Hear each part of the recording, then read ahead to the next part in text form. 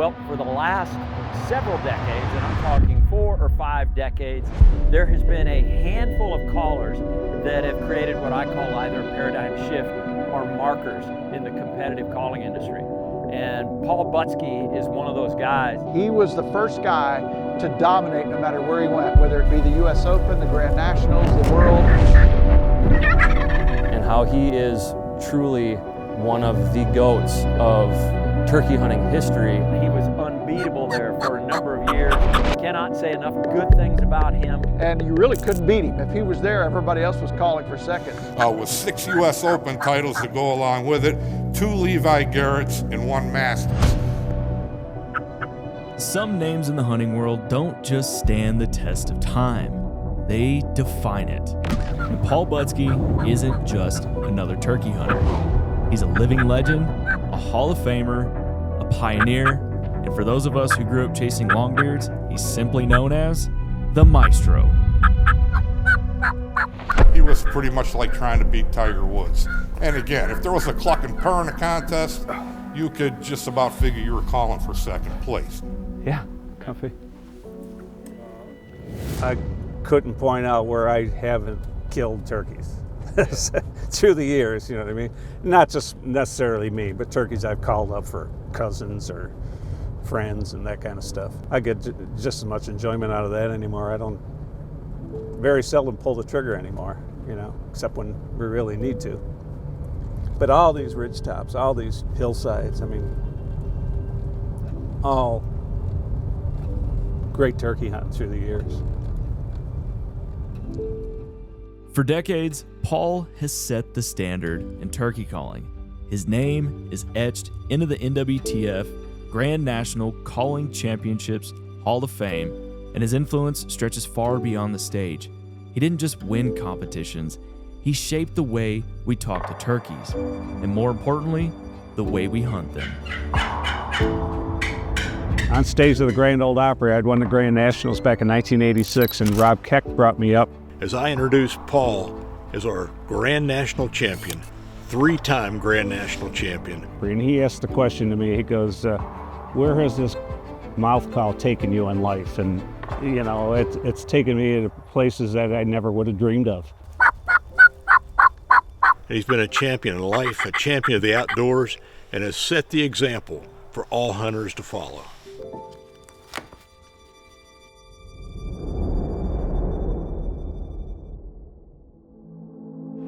And now, Josh Dowkey and I have the rare opportunity to chase Osceola gobblers with Paul in the heart of Florida swamps, where the birds are as stubborn as they come and every hunt can feel like a chess match. Before we got after the birds, we met up with good friend Justin Strickland.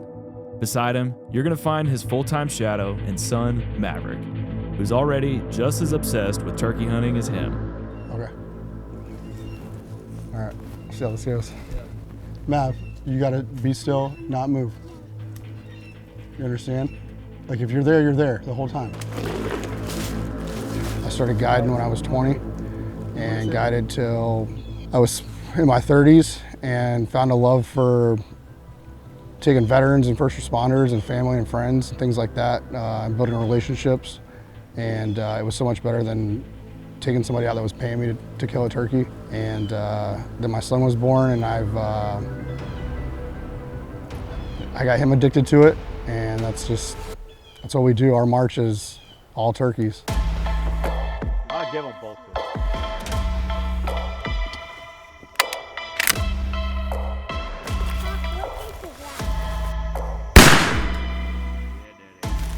him. Well, we just landed in Florida, and one thing, always do, got to check your guns after flying. You never know what TSA does to them, so we're trying to check patterns before we lose light here.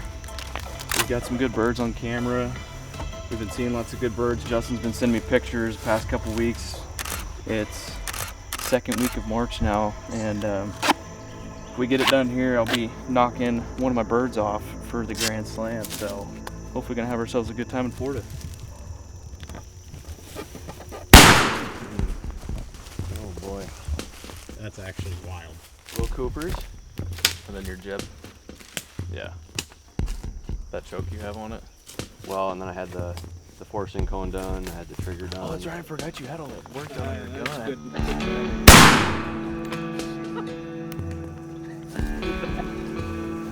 Good night. Oh my god. Dude, look at that pattern he freaking spit out. That's where we're going to start off, right there. Yes, sir. And all back through here. So if we kill one there in the morning, Don't forget them thermostats. Yeah, I know, right? You hear him right now? I hear them. They sound like me alive. They sound like B-17s flying around us right now.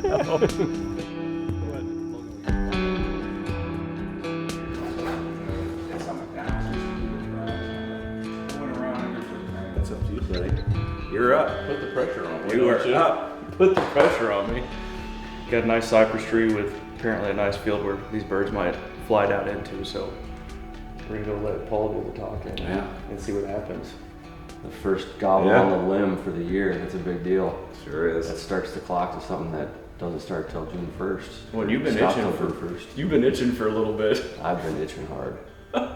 Yeah, you get pumped up. You go to NWTF and you get all fired up. Boy, everybody's talking turkey and turkey calls and all that stuff, and it's just, you know, it really gets the blood flowing. But Yeah. here we are. Go scratch that bitch. You're up. Let's go get her done. Then you. Yeah, man. No, you. No. I got a couple extra, I got an extra cartridge and filter things. 5:45 a.m. What time are we trying to get in there? Pretty quick, next 15 minutes. So we got these birds, well, Justin's got these birds roosted. No credit to us. Super gracious of him hosting us down here. The dude's an Osceola killer. He killed a really, really cool special bird last week with double leg bands. And this guy's just die hard, so we're really happy to be here. Yeah, that's cool, double bands. Yeah, I'd never seen that before. I think we're gonna have 7 people out there, which is, I think, what'd you say, you've rolled with 8 or 10 before, Paul? 9 or 10 I was at Mark Drury's place at one year.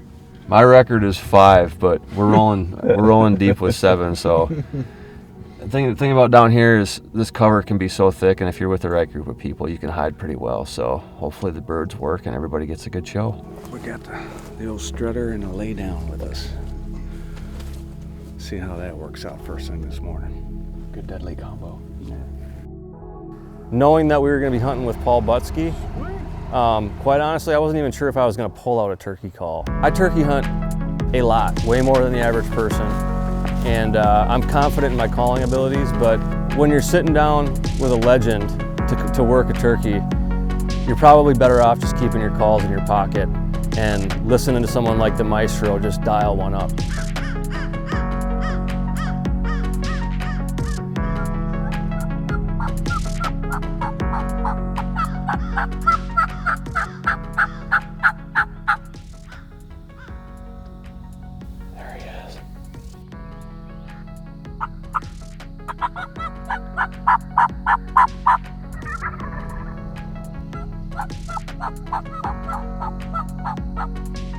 We watched him for nearly an hour while Paul worked his magic, giving them every trick in the book. The hen finally broke and made a beeline for our decoys, and we knew the Tom wouldn't be far behind.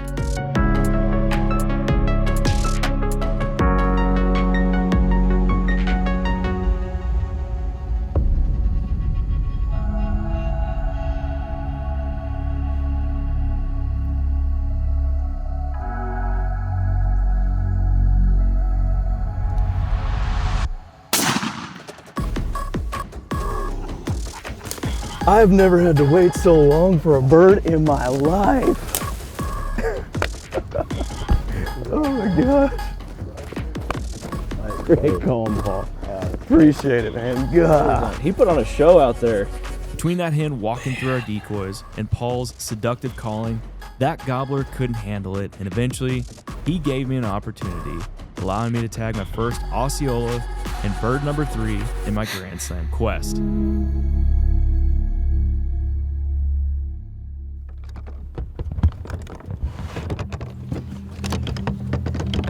South Florida, Osceolas, special hunt. You come down here, especially coming out of the Midwest, it's still cold. You still got birds in winter flocks. turkeys aren't really doing spring turkey things yet back at home, but you come down here and they're in full force. This hunt, coming down here to hunt with Will, to hunt with Paul Butski, kick off another fresh season of turkey hunting, I can't imagine a better way to go about it. So Justin and I have become really good friends over the past year.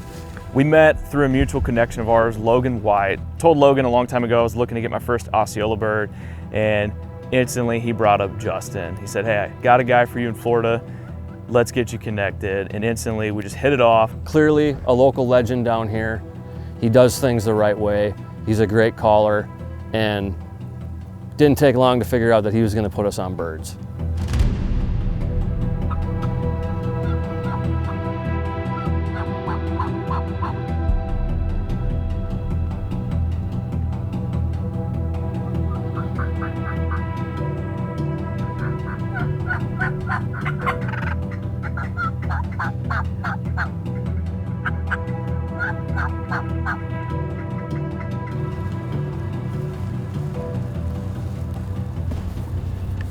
I'm perfectly satisfied. That was great. We got to sit, suffer a little bit, and quite honestly, like, I would much rather shoot one in the morning. Oh yeah. Let's go turkey then.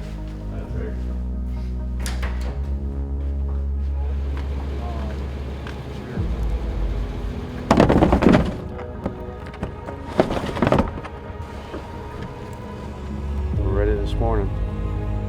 Are you ready? I'm ready. I'm ready. We're all ready. We're gonna blitz them this morning. You spend enough time around hardcore turkey hunters, and everybody has a little bit different pace, does things a little bit differently, but you can tell when someone is truly dialed. And it's not just about calling, it's about all the little details. It's about envisioning how everything is going to go and painting that picture in your head. Every good turkey hunter does that. And certainly every great turkey hunter does that, like times 10. So you could feel it listening to Paul call. It wasn't just him running a call. You could just see his mind working the whole time. And he was plotting every single move, every single note that he was going to lay down. He was going through the motions in his head, trying to visualize the success and how everything was going to unfold in front of us. And that's really the type of mindset that makes somebody a great turkey hunter.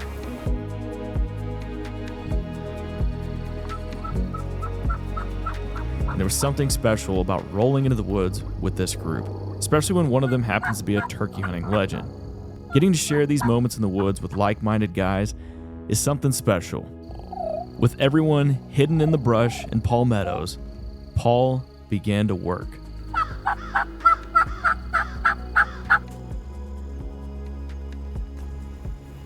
Jakes again, aren't they? And just as we were about to stand up and move after a long sit, he spotted movement across the field. One longbeard and two jakes, locked in on our decoys.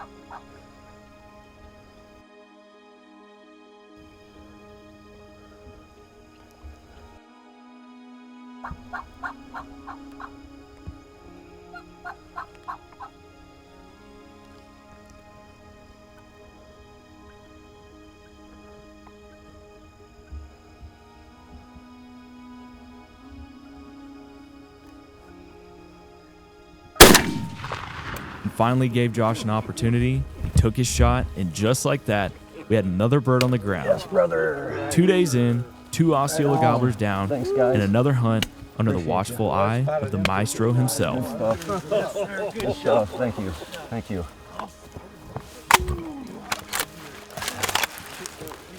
Give me a hug, buddy. Right on. Starting out as a teenager, just going to seminars at sporting goods stores and meeting this culture of people who was just, it was unlike anything else I'd ever come across in terms of just like a distinct group of people that shares this crazy passion for this crazy bird that I haven't found anywhere else in life. Good shit. Good shit. Good shit. I saw him when I was standing up, and then when I sat down, the pine tree, I never saw him until the Jake went running that way after he shot. Now it was Paul's turn, but this time he wasn't the one calling. Justin was. For years, Paul has been an influence to Justin, shaping the way he's hunted turkeys. And today, Justin had the rare opportunity to return the favor and call in a bird for the man who he had learned so much from. Any of you turkey hunters out there that are running or have run a cutter style mouth call, you got Paul Butski to thank for that. Him, like myself, I don't get a lot of people that call a bird in for me. Not that I kill very many birds, but to have somebody do that for me, I think it makes the bird a little more special. To just sit back, relax, hold on to the gun, and then take the whole experience in as a hunter instead of having to call and worry about this and that and where they're coming from and all that. Just sit there and relax and have fun. So that's something that I thought would be really cool for me to do. And it's been a very cool experience. It's 5 o'clock somewhere. I can't believe that noise saying. Florida made us work for it. The heat, the wind, the stubborn birds, it was all part of the grind, but we weren't giving up. Well, we set up in this little cypress bottom here, as pretty as could be. It was hot though. It was hot, like 90 degrees, and I couldn't keep my eyes open any longer, right? I texted Justin, I told him, we got 2 more mornings. I mean, let's give him a break and get after it in the morning. Get a little napping. Paul has hunted gobblers all over the country, chasing them with celebrities, industry legends, and die-hard turkey hunters alike. But he wasn't here just to punch a tag. He was here to do it the right way, the Butski way. There's a couple birds that hang out up here.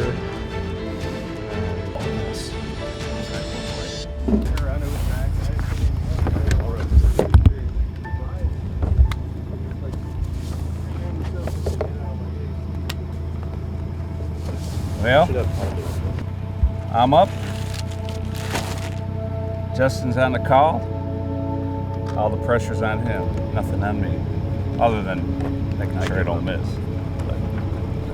And that happens. So I've known Paul Butski for a couple of years now, but we haven't been able to spend much time together. Clearly, like right out of the gate meeting him, he's one of those dudes that he's not just legendary because he's a great turkey caller or because he's put people on so many turkeys, or it's really not even about the turkey part of it. You can tell he's just a genuinely kind, humble human being who cares about other people. He treats everybody with respect, and that just radiates off of him. The amount of people he's impacted and what he's done for the industry and the sport of turkey hunting, you really can't quantify it to anything, just what he's done, because it's made turkey hunting what it is today. I met this guy in 1965. We were in 7th grade in junior high school. He hunted and fished, I hunted and fished. But Paul was the one who shined because he deserved to shine. I'm trying to talk him into go to a contest, and I'm not going to a contest. No, I'm not going. Paul, listen, I'm hearing you call. I says, I'm taking you to right to where I met Dick Kirby, Ben Lee, and Jim Clay. He got in the amateur division. Of course, he won. That built a fire. Little did I know what a monster that was going to end up being created out of that little contest in New York State. Besides being a professional caller, he was also a tremendous hunter. I mean, Paul was one of those guys that knew when to use the competitive calling style on a longbeard that was either call shy or maybe a hushmouth gobbler, but he was always there, always knew what to do, when to do it, how to do it, so he killed a lot of turkeys in his career. This is hot. we had We had a rough day in the turkey woods today, but you know what? We had a great day because we were in the turkey woods. Throw some hen decoys out there, probably A couple of hens. yeah, just a couple hens, lay them out there and see what happens in the morning.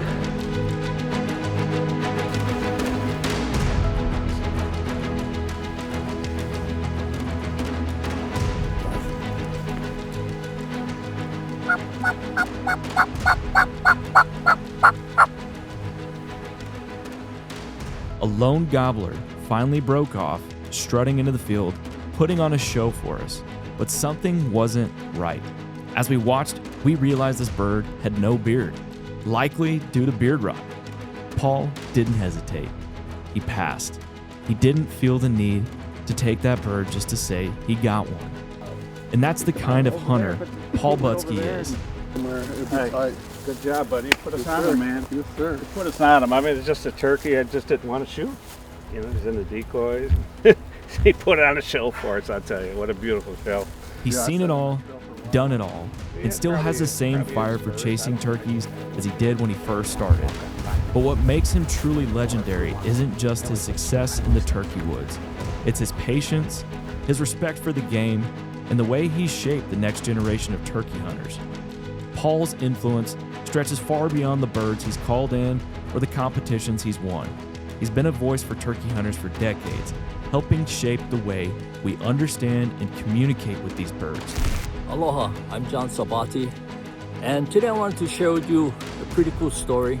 And in the very beginning, when I wanted to learn about turkey hunting, especially spring turkey, I bought a cassette tape.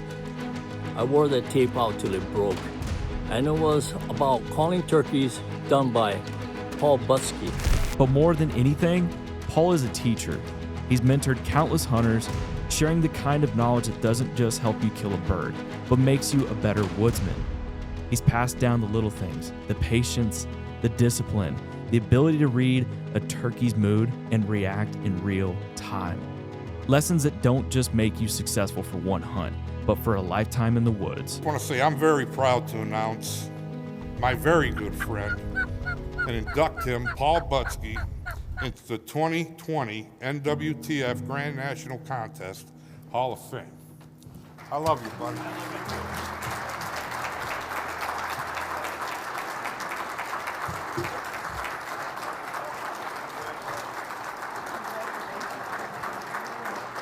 Can't thank you enough, everybody, for this honor. I can't thank the National Wild Turkey Federation enough for giving me this opportunity, the wild turkey. You know, the thing about turkey hunting is it's so exciting to be involved in it, and it's been my honor to express this and share this with so many different people, so many young people along the way, and we need to pass this heritage on because that's what it's all about. You know, turkey hunting is a heritage. So with that, I want to thank everybody for this truly unbelievable honor, and thank God for letting me be able to do this. Thank you very much.